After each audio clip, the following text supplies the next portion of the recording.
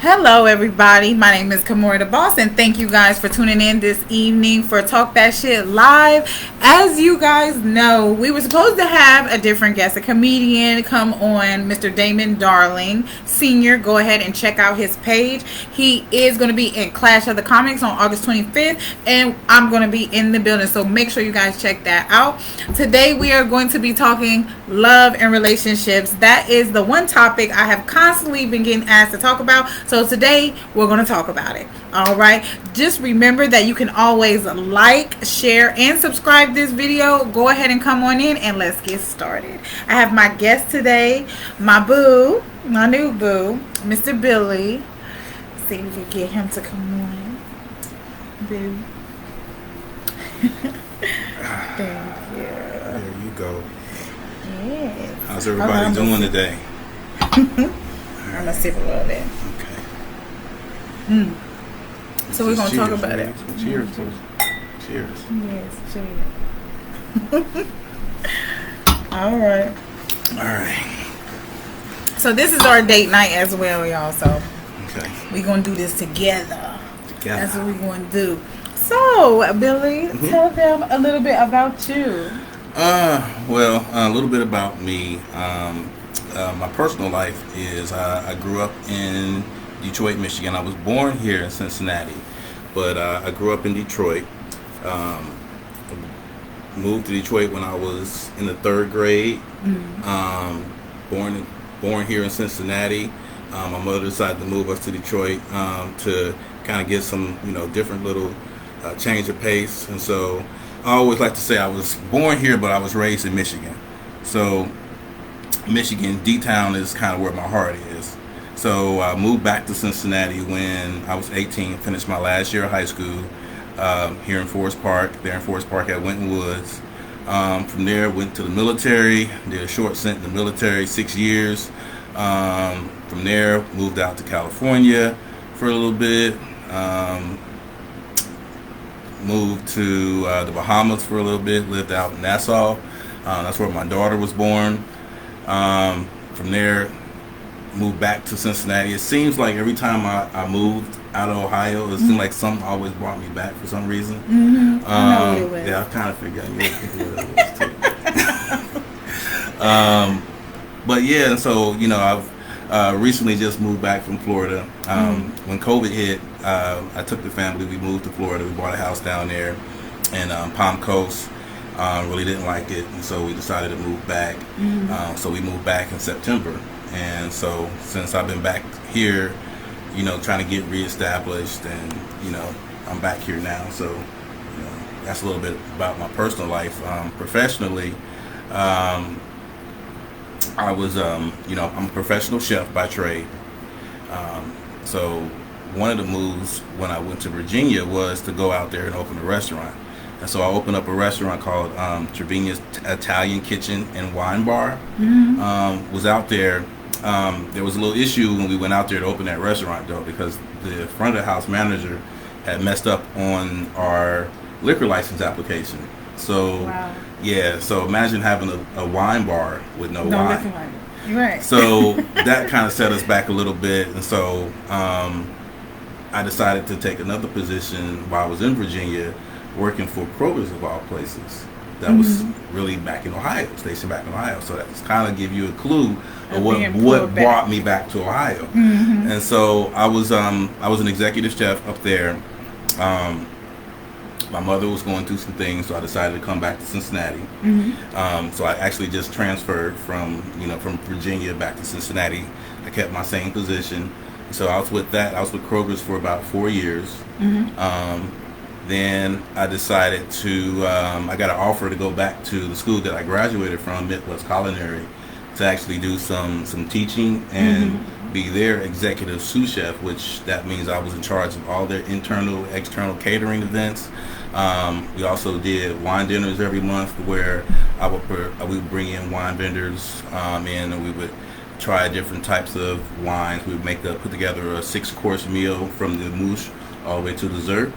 And Amuse, which is basically a amuse bouche is basically a appetizer before the appetizer, so to kind of get your palate ready for your actual meal. Okay. Amuse bouche. Amuse bouche is a French term.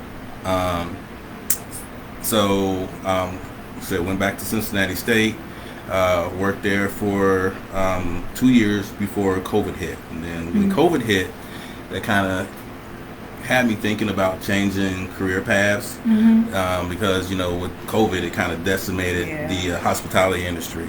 So I decided to take a position in Florida, and that's why I went to Florida, and I actually worked for a company called Nielsen. It's the company that does the TV ratings, and it's basically we're going to people and asking them if they would be interested in joining the Nielsen group to represent their community for the ratings and stuff like that.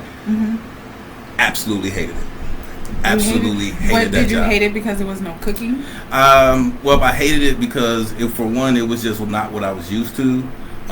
It was just not. It didn't fit me personally, and so I decided that that wasn't a good fit for me. But it just so happened that the whole area just wasn't a good fit. It was more of like a retirement community, and so with me being having 2 young teenage kids, everything shut down. Basically by 6 o'clock, it was kind of like it was either we would move to Jacksonville, or which was like the closest metropolitan city.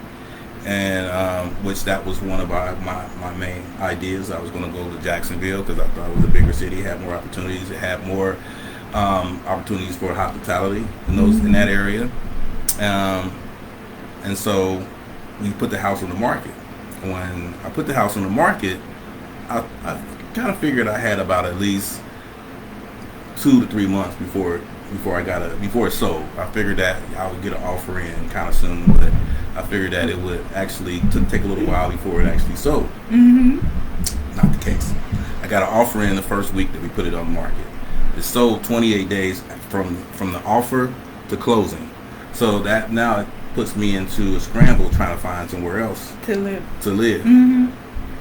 So I looked around at a couple places in Jacksonville. It just really couldn't find anything because the market was crazy during that time. Is that what brought you and back? And that's what brought me back to Cincinnati. Really? That's what brought me back to Cincinnati. I didn't know that. Yeah. Okay. And so, like I said, that was back in September. And, I stayed I moved in with my brother for a few months while I got situated. And, until I got my condo out in Colerain. Right. That's where that's where I'm at now. Right. All right. Well, that's him. So I know people would like to know, how did we meet? Well, we met on Facebook Live, Facebook dating. Every time I tell people that, they're like, "What? You met on Facebook dating? Like, what's that like?" And so, when I moved back to Cincinnati, that was one of the things I was like, I didn't know. I had kind of cut off all of the ties that I had here. I really didn't know. So I was like, let me kind of get back in the swing of things. So the easiest thing to do was get online. So I was like, all right. So Facebook, I'm always on Facebook, and I saw that little heart down at the bottom. I was like, what's this? Facebook dating. So what's this? So I got on it, made a little profile, and was kind of surfing through it, a little bit every day, and came across your profile, and I thought you were absolutely gorgeous. I thought your pictures was phenomenal. That's our word, phenomenal, by the way. And so I reached out to you. I sent you a message, and I immediately sent you my phone number. So I immediately said, "This is Billy. I think you're very attractive. I would like to get to know you.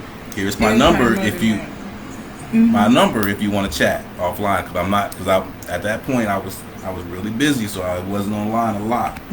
So I was like, let me shoot you my number, and if you had some time, you can holler and shoot me back. Which, to my surprise, she did. And so that's kind of how we. He said it was really quick. Like, he said, I text him very quick.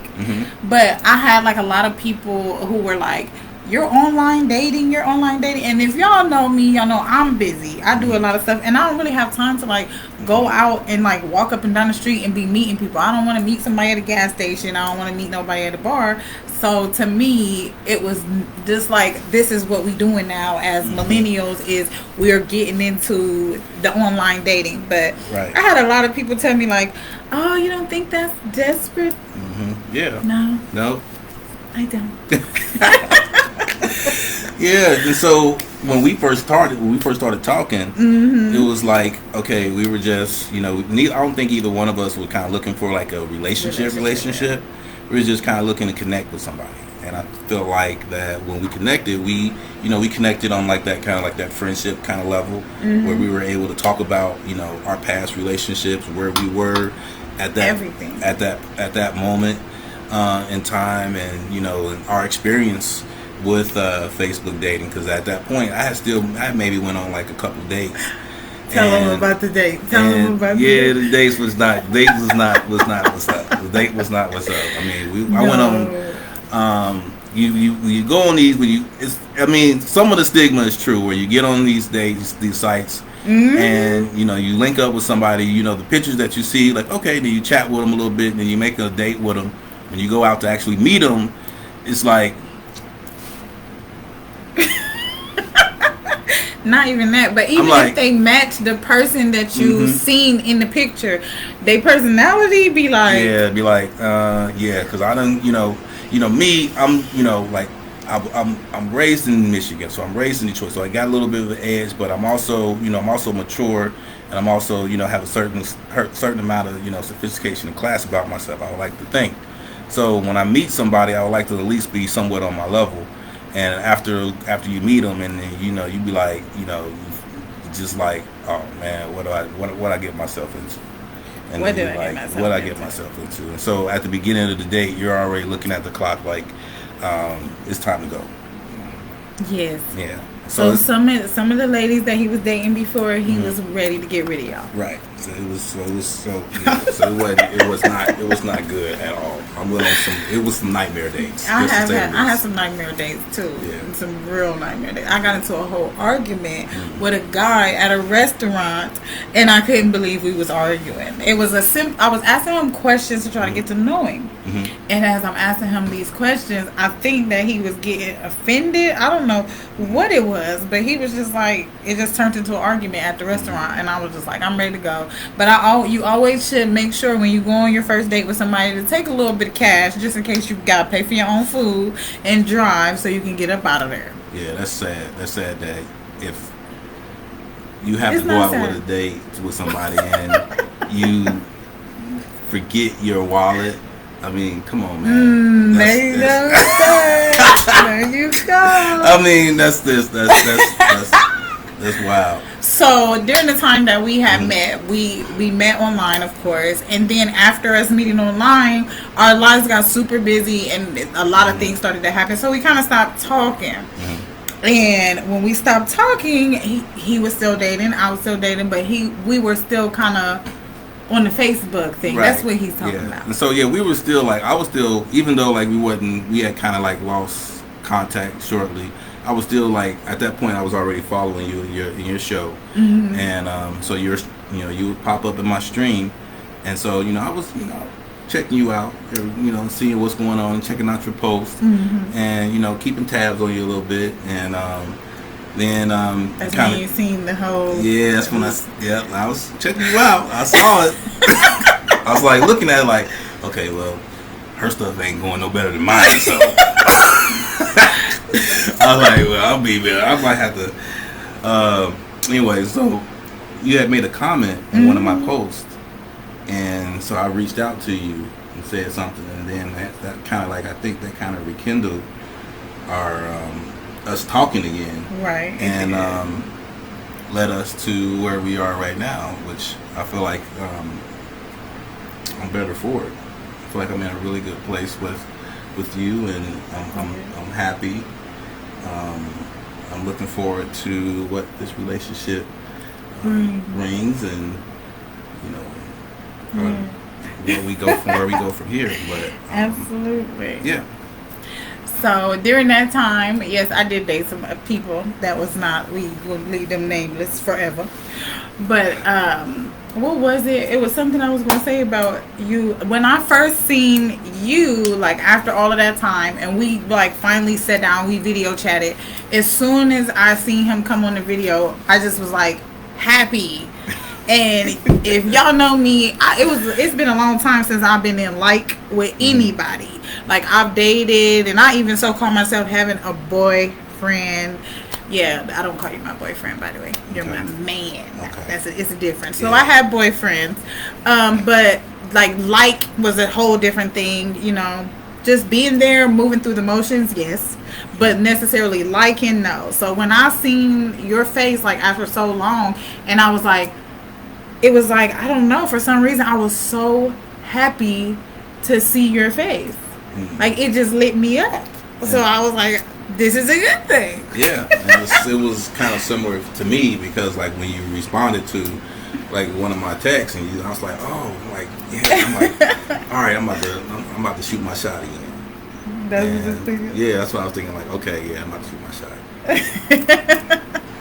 All right, so the next question I have for you is past relationships, and I'm asking all the questions, y'all. He ain't answering no questions. If y'all got some questions y'all want me to ask him, help me. Right, because I think this is, I mean, one of the things I feel like is good for in this type of a situation is kind of have to be interactive. So you know, I want to share my experience. We want to share our experience.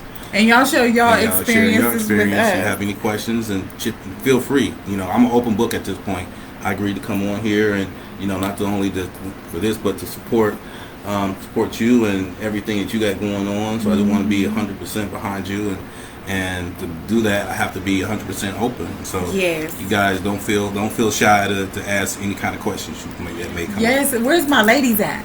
Come on, let's get some questions. What's up? Let's get it. All right. Let's tell us about the past relationships. This is what we want to know. So the past relationships. Woo, you make your brother sweat. I mean, you know, I feel like everybody has a.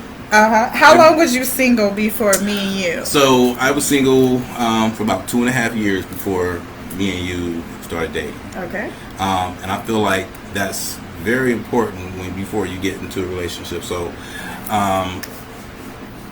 my relationship when my relationship ended, I feel like. Well, first, before I kind of go into that, I feel like every time you end a relationship, you need to take that time to kind of look back and kind of diagnose what went wrong in that relationship, and try to and try to pull the positives from that past relationship to kind of move towards a new relationship when you're ready. I get what you're saying. I feel like a lot of the issues that I had or in those past relationships is I was kind of stuck in a loop and like a pattern, the type of person that I was dating, the type of people that, you know, the warning signs that I was ignoring. And so after that relationship ended, I kind of, you know, took some time. I still dated, but I took some time, never getting serious about anything because I knew I needed some time to kind of reflect and get myself together. But I kind of looked at certain things that, you know, I was like, okay, that I did wrong, that I could do better in the next relationship that I was in, but also kind of look at really what I really wanted in a partner and stop. And one of the things that I felt like I was doing was I had a big ego. And so I see issues in somebody that I knew were issues. And I feel like a lot of us do that. Like we see these issues, but we tend to overlook those issues or outweigh them for the bonuses that we see in that person. And so we do this whole weight and measure system where it's like, well, they do this and they do that, but they got all this going on. Or, you know, she got a, you know, you're physically attracted to them, but you see all these other issues, but you choose to ignore them for the benefit of the other thing. And I felt like I did that a lot because I felt like I had this this superior kind of man. I can fix. I think fix that's those. so crazy I because can I fix don't that. get that from you at all. I know, but because that's one of the things that I've changed about myself. That I looked at. That's that time that you have between relationships. Mm-hmm. That you use that time to reflect. And so if I brought that into this relationship, I basically wouldn't have learned anything, and I'll just be repeating the same process. And so it just so happened that, you know, like I said, when we met, you know, I do have a better, you know, insight of what I'm looking for and what type of person fits me. And so when we started dating, you know, that's when I started kind of looking at all of these qualities that I felt like that fit me, and I started looking for any drawbacks that I felt like didn't fit me. And I don't see any drawbacks. And so I haven't seen any either. Yeah, and so, but that's the crazy part. The point of us having that time to reflect and look at that, really diagnose it, and really look at that is, I feel like, is super important. And so that helps me going into a new relationship, because I know that I'm not going to hopefully make those same mistakes in picking the person that I choose to be with. Right, I get that. So for me, it was more like, in my past relationships, I feel like I was choosing men who were emotionally unavailable, so that it made it easier for me to walk away, because like the commitment thing and the like, just what I thought a relationship encompassed was so many restrictions and so many rules and so many stops, that it was just like a scary thing. So if I'm in a relationship with somebody who doesn't require that of me, and doesn't really require to hold on to me too much, then I can do as much as I have that freedom. Right. That was my thinking. Right. And so when I came in the picture, how did you feel I reflected that or mirrored that? I don't think you mirrored it. I feel like it was more so a fact of me feeling comfortable with you because of, you know, just our conversations, me feeling comfortable with you, and then at the same time you not making me feel like there are a restriction, like to the point where it's like, because the respect I have for you, I know that there are certain things that I'm not going to do, but it's not like you're demanding that, like, hey, don't do this, hey, don't do that. You're not, oh, you can't go nowhere, you can't do this, you can't do that. You're not hitting me with all of that. And you don't make me feel suffocated either, which in past relationships I felt like restricted. I feel like I had somebody standing over me all the day, like, yeah, like, don't do this, do that. Like, you can't do this. And not even that. Another thing is, like, I was always in fear of getting into a relationship, and then all the things that I want to do, they have their idea of what they want. You know what I'm saying? Like, they want me to come into their life and, oh yeah, I need you to help me get my money right. I need you to help me do my paper right. I need you to help me do this, help me do that. Like basically, fuck everything I got going on. Get this what I need you to do. This what I need you to do. I need you to get 100% behind everything I got going on. Yeah. Fuck what you got going on. Because it's small. It ain't that. And I'm gonna drive the ship, and you just gonna be there as a passenger and just enjoy the ride. Exactly. While I'm still paying 50%. Exactly. It don't work like that. No, exactly. I appreciate that you know that. Yeah, I know that because you know, I feel like a relationship is 50-50. It's you need to bring as much as you bring in to the relationship as much you get out of the relationship. Right. So if I'm stifling you, then I'm stifling my relationship. You understand what I'm saying? So if I put restrictions on you, then I'm putting restrictions on, because at some point you're gonna get resentful. Absolutely. And that's gonna hurt us in the process. And with me having the confidence that I have in myself, and I got things going on, I want you to be as equally as confident in yourself and support what you got going on, the same as you support what I got going on. Right. And it's no stopping. It's no ceiling to where that type of relationship can take somebody. Do we get the high five on that? No, we're gonna cheers to that. Cheers to that. Cheers no ceiling. No ceiling. I like that. Let's see what we got here. Y'all supposed to be talking to us. Y'all have some input. I know I know everybody has. Y'all wanted me to talk about relationships on topics like this. So the next one, now this is one that we always get some slack about.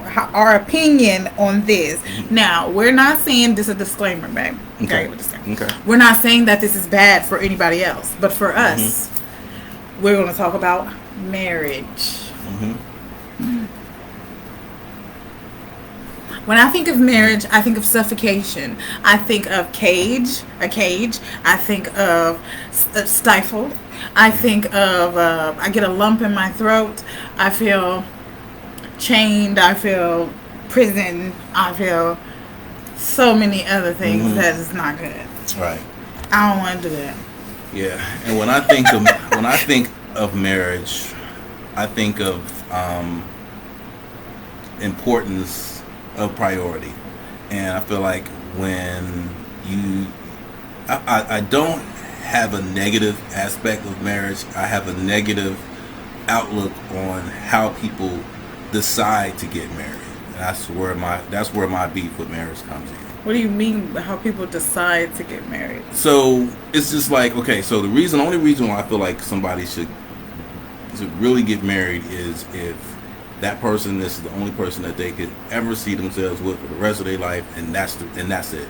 Not forever. That forever. Not for right now, but forever. So it's just not situational. It's not I got pregnant, and I need to do the right thing. I got people, hounding me about when you gonna get married. Yeah, I when get you that. gonna find that, when you gonna get, and then you meet somebody, and then that's the first conversation that you guys start having is after like 2 weeks about when y'all gonna get married. Y'all get what you said. That is just, I'm like, can I get to know you first? Can we develop a partnership and a bond, and before we start talking about, like marriage? And I feel like that whole leading up to even that conversation, I feel like when you start dating with somebody, marriage should be the last thing on your mind. You think that? I feel like, marriage should be the last thing on your mind when you start dating Most people somebody. go into like the first date with somebody, especially when you're over the age of 30. You go into the first date and you're thinking like, can I marry this person? Yeah. But why? How do you don't know how you if you're going to be able to marry that person before you even get to know them? Because you can't make up your mind in a dinner date whether or not this person is going to be the person you're going to spend the rest of your life with. I don't feel like you can Some do it. people say they have, like, they meet a person and they like, bam, that's her, or bam, that's him. You can be right. You can see somebody and have that immediate attraction. Right. You can immediate infatuation. Immediate infatuation. So you can see like, okay, yeah, you are physically attracted to them. Your hormones are going crazy. This is a person that I can see myself with. But you really can't really make a determining factor on that until after you really get to know a lot more about that person. And so what do you think about, like, when it comes to people who get married, right? And then at some point they get divorced? Because to me, I feel like I know people who get married, and then once they get married, first of all, I don't want to change from being Kimora, the boss, Danielle, to just being your wife. Right. And that's not. Like, I still want to be Danielle. I still want to be Kimora. And so the only way you're really going to be able to know that for sure is if you invest some time in that person. You know what I'm saying? And so investing that time is getting to know whether or not that person is going to be stifling. Because when you first meet somebody, you put up a good face. Every time. Who you are right now might not be who you are 4 months later, 4 months from right now. And so, how can I be sure that I'm not going to have a bait and switch? Right. That is the question. So, okay, it says, I may have missed this, but did he self-reflect before going into a relationship with you? Yes. We talked about that part. Right. Yes. We both did. So. Very much so. That was a must that we had to do. Yeah. because I wouldn't enter into another relationship until I knew that I was in the proper place to do so. Because if that was the case, then I'm just playing around at that point. I didn't do any kind of, I didn't take any lessons from the past relationship. I didn't change any behavior. I'm still stuck in that same loop, and that's those chains is what I was trying to break. So yeah, we touched on that a little bit, and so that we made sure that was one of the first things that we brought to the table before I even thought about dating seriously. Right. Because I feel like a lot of people think like when you're single, I'm not going to say necessarily think, but they actually do. When people are single, they tend to think like that's the best time to have sex with whoever you want to have sex with. And I didn't use my single time for that. I used my single time, as he already knows, I use my single time more so to like build myself, start to build my own value and things that I have to bring to the table, and then also building my own value to myself to be more understanding of what I deserve. Because I felt like in some ways I didn't believe that it was possible. And I feel like when we came back together, I had made a conscious decision to believe that having a relationship and being in a good relationship was possible, even though I felt like I had never seen that, but I made the conscious decision to believe that is possible. Right. And that's what happened. Right. God was like, don't worry about it. I got Yes. you. Yeah. And female friends was that. Okay, hold on. So how do y'all feel about having male friends, not business acquaintances, and female friends? How do we feel about that? Okay. Well, that's comes with I feel like the maturity level and confidence in yourself. Like I feel like I'm a confident man. I'm not insecure. I feel like I'm not an insecure person, so I feel pretty confident in my own skin. And I don't feel like I have a problem with us having like acquaintances that we know the opposite sex. You had a life before you met me, Right, and so did I. And so, I mean, there's a certain level of respect that needs to be given when you're in a relationship, and those boundaries need to be set before you enter that relationship. If those are issues that need to be addressed, you address them right away, and so that that this is what we're getting into, Right. And it's no mysteries about it. But as far as you saying, hey, I got, hey, Steve was, a friend of mine from high school. We hung out from time to time and stuff. He's a good friend of the family, stuff like that. I'm like, that's cool, because, I'm like, okay, well, I got, some people that I have close friends with that happen to be of the opposite sex, and they're really dear friends. Right. And I don't want to have to stop being friends with them just because they happen to be female. Right. And I don't want you to stop being friends with somebody who you were already were friends with, because I feel like it would be a reflection on me of insecurity. And I don't think that for me, you haven't given me that insecurity. Right. I don't have that insecurity coming into the relationship with you, and you haven't given me anything to be insecure about. Exactly. So me meeting a woman that you call a friend, I'm just gonna call her a friend too. Yeah, and not being funny about it, because you got those, you have like, all right, you see the phone ring and a girl name pop up, and you be like, no, be like, hey, what's up? Being open, not being secretive, and that's those conversations with that we'll have, like, hey, this is my girl or something. So it's just not acting funny about it. I just feel like when you get to a point of you actually wanting a real relationship with somebody, you know which friends are good for that and what friends is not good for that. And most of the time, like I said, once you do reach a certain maturity level, people that that you feel like that are toxic, you're going to eliminate them from your life anyway. So you're not even going to. So if I have a female friend that I thought that may cause issues in my life, then they wouldn't be a friend. They would be. I would just separate myself from them. And I feel the same way. And I feel like though the guys who I would consider to be friends and they're male friends, I feel like real friends, like me as a woman, if one of my guy friends got into a relationship and they were, you know, really feeling this person and everything, I know where my boundaries are. I know to step back. Same. Like, and I feel like that's how they would feel. Like, let me step back because this is something. Let me give them their space because you know she's trying to build a relationship. Yeah, so I'm not gonna call at this time of the night and do I'm gonna all keep that. it respectful. Yeah, exactly. I'm gonna keep it all the way 100, and so, and I expect my friends to do the same thing. Right, exactly. Okay, so our next question is, because we are both single parents, he's a single father and I am a single mother, the next question was in regards to blending families.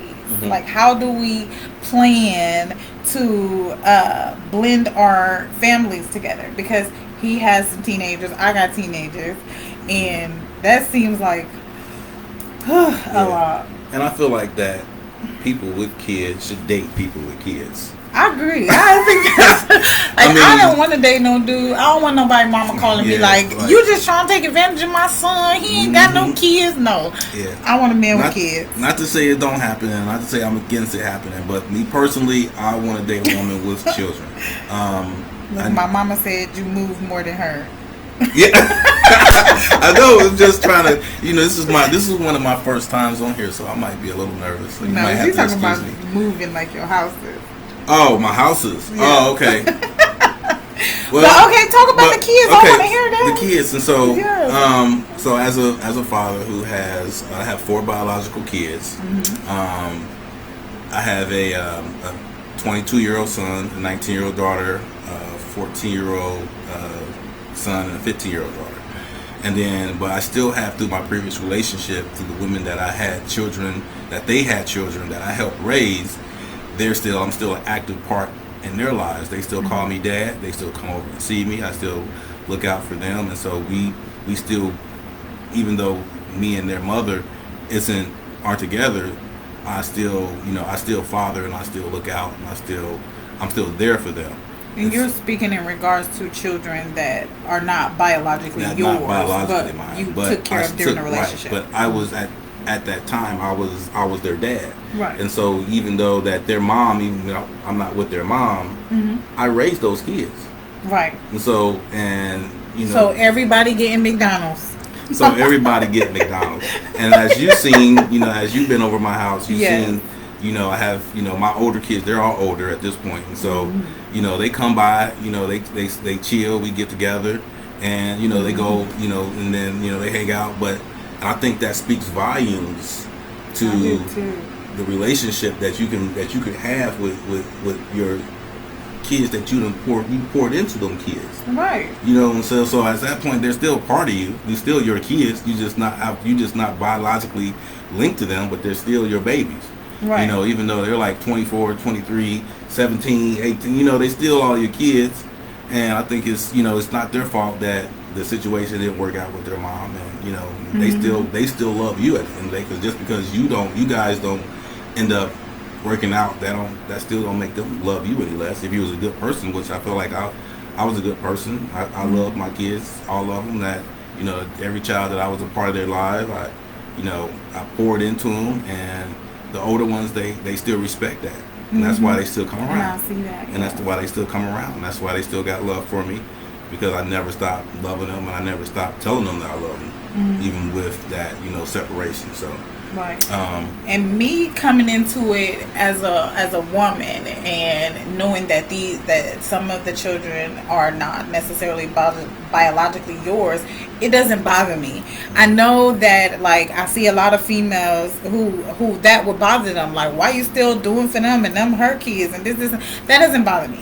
I feel like the more kids, the merrier, because I'm from a big family, but also at the same time, I know the importance of having a man and having that community of love in your family, in your life as a child is necessary. And I wouldn't want to take you away from them simply because we're entering into a relationship. Right. I think that's silly, that's selfish, and that's another thing that I look for in a woman too, because I know that these kids are important to me. So if I've met a woman that they had an issue with that, then that's when I that would be like kind of the deal breaker for me. And that goes back into those reflections and making sure that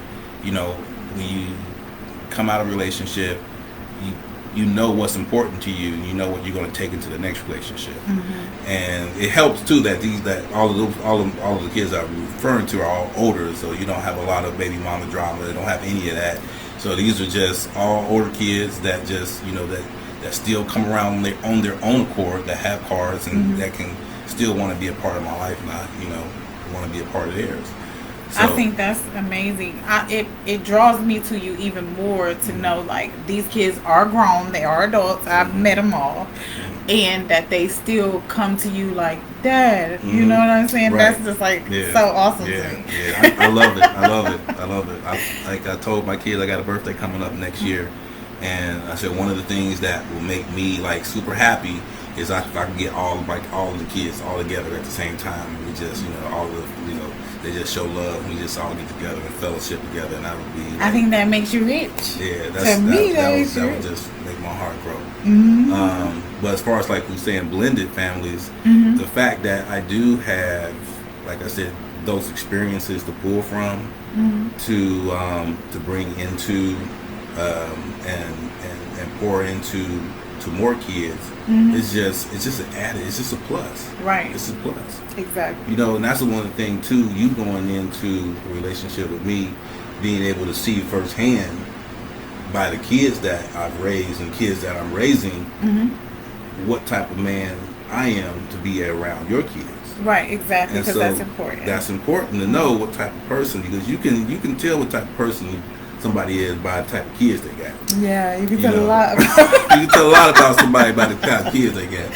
So seeing that, my kids, they love and respect me, shows you that, I care, I pour into them, I spend time with them. And that they come to you without being asked. They come to me without being asked. Yes. Exactly. And so I feel like that can make that comforts you in a way that that I'll treat your children Yes, because I love my babies, and if anybody treat them wrong, we're gonna have problems. Look, I'm going to jail by mine. No, I'm the same way. I do not. That's one thing I do not play with. Is the babibies, and that's one of the things that when when I had my last position, it was taking me away from my kids so much that I decided, because I didn't have much of a work-life balance, and so that was one of the reasons what led me to change positions, so I can make sure I'm present in my children's lives, and so they get to see I get to spend time with them, and I get to be a dad, not just a father. Right, I know that's fine. Get some cheers to that too, because I want to cheers to that. Yes, ma'am. So let's see, what's the next topic? So we got some comments. You got some comments and some questions? No questions, but we got comments. Let's see here. Read some of the comments. Let's see what we got. Okay. So we have, that's my mom. She said, I finally met somebody who moved more than she do. Yes, Mom, he moved a lot. I'm staying stable. Yeah, he's staying stable. We want to keep him stable. Yeah. Okay. Somebody said McDonald's. Yes, all the kids is getting McDonald's. All of them. Hey, it ain't cost nothing but like $20 to feed a bunch of kids. Everybody get Happy Meal. And if they can't get Happy Meal, we just go get a pizza. You know what I'm saying? We just get a pizza. It'd be all right. Let's see. Finally, a man who understands the moral and ethics and obligations, finally, a man that understands that moral, ethics, and obligations are different. Yes. You are speaking the truth, and it is beautiful. Beautiful couple. Thank you so much. Thank you so much. Let's see. I love this for you. I'm glad you found someone for you. Yes, thank you so much, because I did. I did. Let's see. Giving very much goes. All right now. Okay. So let's see. Our next topic.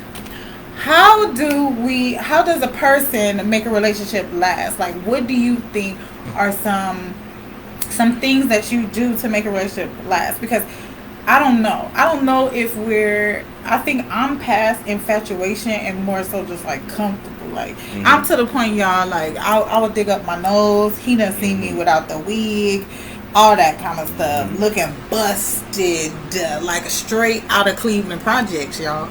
And he still think I look good. I do. So how would you say that? What would you say that would keep a relationship going? I feel the most important foundation of relationship is communication, and to be able to communicate effectively. And that's one of the things. So like, if I have an issue, or if you have an issue, to be able to communicate that clearly without coming across overbearing or offensive. That's one of the most important things to be in a relationship, is being able to communicate effectively and being able to listen. And that's what I'm saying. When I say listen, I mean listen to listen, not listen to respond. Right. Because a lot of the times when you're when you face with an issue and you're trying to communicate that issue, and your partner is listening to respond and not listening to listen, they're missing key aspects of that conversation, of your points. And so you might have a lot of good valid points when we're having a conversation. Right. But if I'm listening to you to respond, I'm missing key points in your argument. Right. And so if I'm missing key points in your argument, then I'm not validating you. And same vice versa. You're not taking me serious, you're not taking what I'm saying serious, because you're just listening so you can have a comeback. Right. But if you listen to listen, that way you can hear all of the points, and you might be able to say, I might say, oh, okay, well, I didn't think about it that way. Or, and that may change the way I was thinking about a certain topic, and can better relate to you on that level, and vice versa. Right. So communicating is one, and being mature enough to do that, because a lot of people aren't mature enough to communicate on a level where it's just not, where they feel like they just want to be right. And they just don't want to give in to the conversation. They don't want to be in, they just want to be right. Right. And you can be right and be wrong at the same time. You can be right and you can feel like but if you don't have all the facts, right, and you don't really understand, and you ain't communicating respectfully, then you're wrong. Right. You absolutely right about that. So, and somebody said we have to keep the spark with random date nights. That's what we do. Yeah. And also some pure romance, guys. Just so you know, there is a group for all the ladies and all the guys, Pure Romance. Make sure y'all check that out. We are going to leave that in the comments, so y'all can check that out, and we're going to check that out a little bit later. Yeah, we talked about that. Where you can find all, that's not for y'all. But check that out with you and your boo. It was some very nice things on there, I'll tell you that. Communication, truth, empathy, and sympathy and respect. Yes, I definitely agree. Definitely agree. Vulnerability. Yeah. I feel like of course, communication is always good. Mostly, like you said, when it comes to listening in order to, not necessarily in order to respond. I think of it like, I don't want to miss nothing, because if I don't want the relationship to end and I want us to continue having a relationship, me being quiet, or should I say, shut the fuck up. I'm going to say that, okay, for the black women in here. If I shut the fuck up and I listen to what you're saying, I won't miss what you're saying, to where it would allow me to adapt and change if I feel like, yes, so I see something there that he's saying that I could do better. And if I can do better and I'm okay with bending that way, I feel like me trying to listen only to respond, I'm going to miss all of that. And that's going to mess up the relationship. Right. And that falls under that same respect thing. That respect, exactly. Because I'm respecting what you're saying. I respect you, and I respect the words that are coming out of your mouth. And so whatever you're saying to me, if I value our relationship, I'm going to respect what you're saying. Right. And so, and listen and put forth an effort to try to salvage or maintain our relationship, and not even salvage, but even take our relationship to a higher level. Right. Because I feel like every time you argue is an opportunity. It's an opportunity to grow your relationship, because maybe it was something that we didn't address at some point, but now we get to address it. But guess what happens after you address something and you overcome it? You become stronger. Right. I like what he's saying, y'all. He got one of the right answers. Okay, so, yep, and she's giving me the link right now. I'm about to pin that to the top because you guys really got to check out some of the stuff that's on there. It is super dope. I got that on there for you, girl, because I already looked, and we gonna be the ambassadors. Yeah. Gonna be ambassadors, alright. I'm an ambassador all over that. Listen, okay, back to the. If you hear you and know you are coming from a place of kindness, your words shouldn't be the end all. Exactly. I feel like I don't want to be in a relationship with somebody who, when we get into a confrontation or argument, whatever you want to call it, a disagreement, that you're attacking me. Like, if you attack me personally, I feel like that's what you really feel about me, and to me that ain't no comeback. Like, I'm never going to attack you personally because I like who you are, and I like everything about you, so I'm gonna stick to the topic. I'm not going to start attacking you as a person. And at some point, if you feel like you're constantly under attack, you're gonna shut down. Yes, and then that's going to break all lines of communication. It's just going to stop. You're just going to you're going to give up. If you continue to feel like you're under attack. You're just like, okay, no matter what I say, no matter what I do, I'm going to be. You're not hearing me. I'm going to be wrong. And so why even try? Right, exactly. And who wants to, I wouldn't try. I wouldn't even keep going. Like, it gets to a point where it's just even though if you might put up a battle, you might try, but at some point you're going to get beat down. You're going to get exhausted from doing that. Exhausted is the word. Like, expressing too much stress over a situation that's probably not even that big. Yeah, it's not. It's ridiculous. It's like, and it's always over like the smallest, minute stuff. Like you didn't take out the trash last week. Well, I was doing something else that you didn't understand. And it just blows up to be like, now you're talking about separating. For the trash. For trash. That's ridiculous. Yeah. No. That means that if we ever get to that point, it means it was something way back there that we ain't talking about. It's like, because this is like, you know what? This argument ain't even about trash. What is this really about? Exactly. Exactly. So the next question is, why did you agree to commit? Just saying that word makes me like, Why did I agree to commit? Yes. Why did you ask me to be your girlfriend?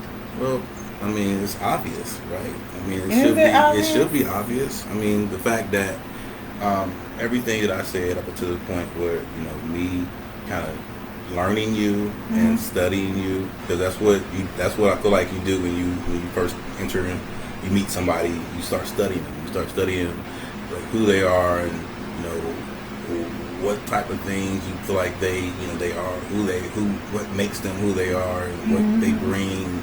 And I started, at this point, I feel like you have a lot of the attributes that I'm looking for in a lifetime partner to kind of make you want to make you exclusive.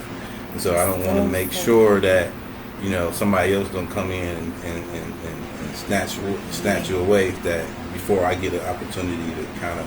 Yeah, he pounced on it, y'all. Yeah, I'm telling you, because I'm the type of dude that if I see what I like, I'm gonna go after it.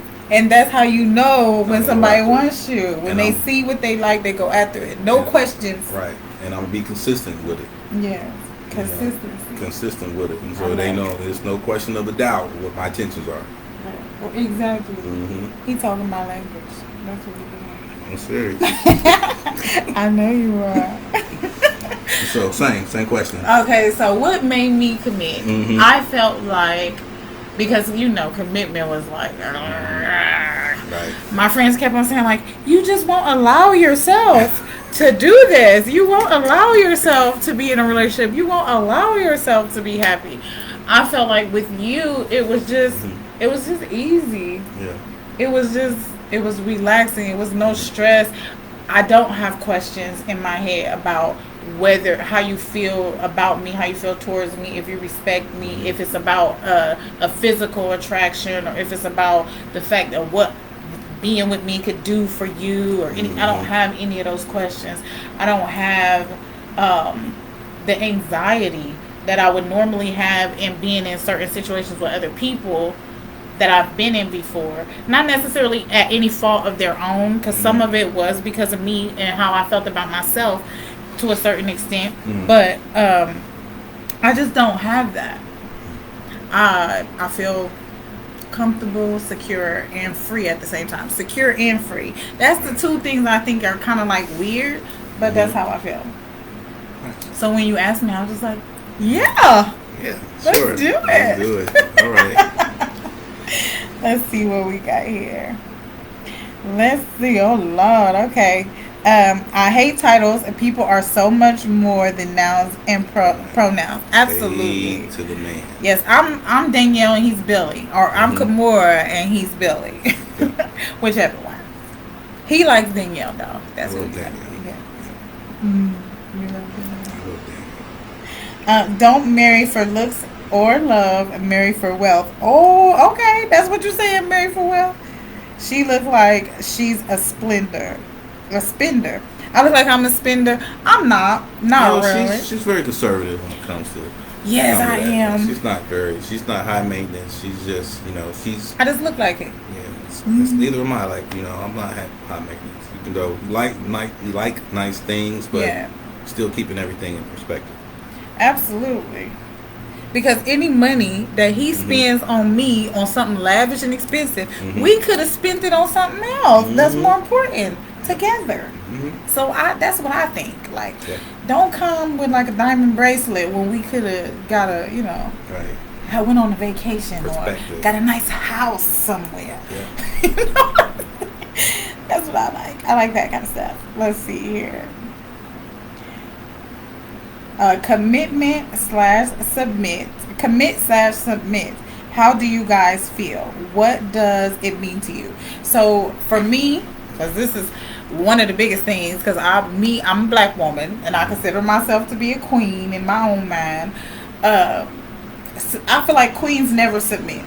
A commitment is me making a decision to be with somebody based off of respect, a mutual respect, as well as and loyalty is just in me.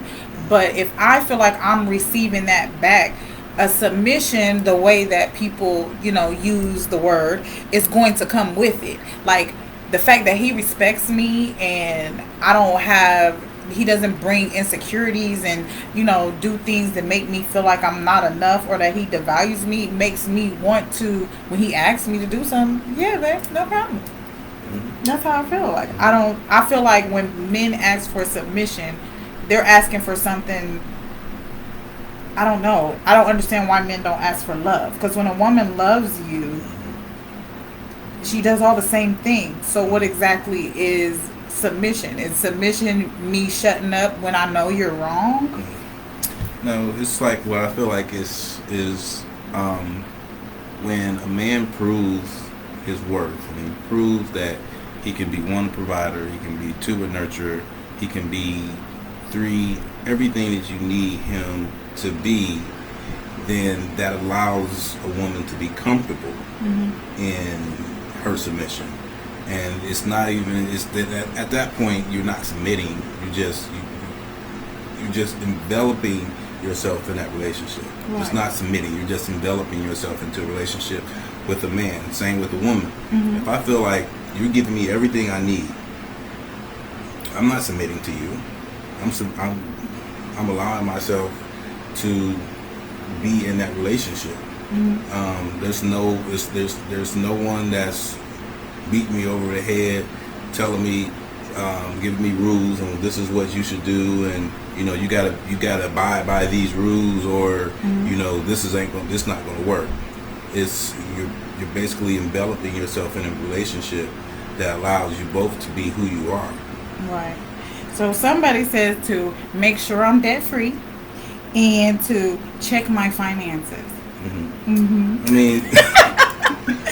I mean, all that's good. It's important to make sure that you bring in financial stability into a relationship as well.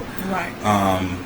But all of that, all of that I feel like comes in your process of kind of self maintaining and building yourself up before you enter a relationship. So all of that stuff is done before you even think about having a relationship. So you know that you go into a relationship, you have yourself together, all the way together. So your wealth and is just as much as it's I'm sorry, babe, for cutting you off. No, you're fine. But just as much as it's like to check my finances, a lot of times I've been in relationships with men who have not, their finances have necessarily not been together either. Everything that I have on, how you're saying I look like a spender, I spent my own money on. So it's like, it's nice to meet somebody who is like we basically have the same things. He has his house, his car, his finances, his kids. I have my house, my car, my finances, my kids. Our relationship is not built on money. Right. It's just not. For what can you do for me? Yeah, it's not. And I feel like because if that's the situation, then that's already the wrong one. It's to be already the wrong one to be in. Because now you like, what can you do for me versus how can we build? How can we be there for each other? You don't want to end a relationship with that type of mentality because that's doomed to fail. Because eventually somebody's going to get salty and somebody's going to be like, either. I'm gonna fall short of the mark financial wise, or you gonna fall short, and then you gonna feel like I'm over you because I make more money than you, or vice versa, and then you're gonna it's just I think that's called a slippery slope. Right. Things can kind of go downhill from there. So I feel like all that stuff should be even taken care of before you even think about entering a relationship. You gotta love yourself and take care of yourself before you can love and take care of anybody else. And just to keep it a buck, if he fell off and everything that he had he lost, guess what? My back is strong enough to carry us both, baby. So you ain't got to worry about that. You ain't never got to worry about that. You ain't got to worry about that. Let's see. Do we got any more questions? So we got some questions for us, but it looks like we are out of time, guys. We was only supposed to stay here for an hour, and we still have date night. Yeah. Yes, we still have dinner and everything else that we're going to be doing. And your boy is hungry. Yes. That food in there smelling too good. Yes, that I cook and paid for. I'm about to fill his belly with because he deserves that. A steak and potatoes and asparagus and shrimp, and then we got the wine. And I got the candles lit because I'm so appreciative of this man that I'm about to show him my appreciation in so many ways. All right, we gotta go. Good night.